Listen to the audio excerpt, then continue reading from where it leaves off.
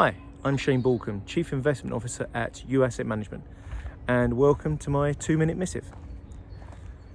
Russia and Ukraine are obviously still taking up the headlines, as rightly they should do.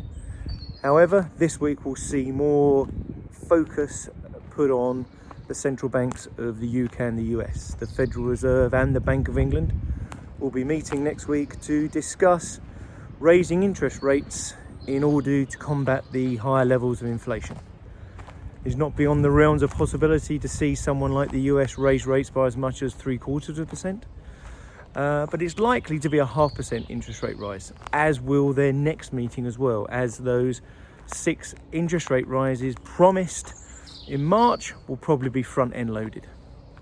The Bank of England have also been talking up how much they're going to raise rates by, so it's going to be a very interesting week for the levels of interest rates and how that's going to combat inflation. However, we mustn't forget about China and we mustn't forget about COVID.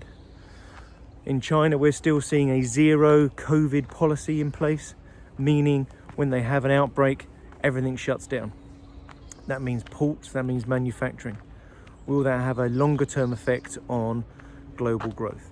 So while the headlines are being taken up by the conflict, being taken up by inflation and interest rates, it would be foolish to not remember about China and COVID. These views are my own, and before seeking any investment advice, please contact your financial advisor. Thank you.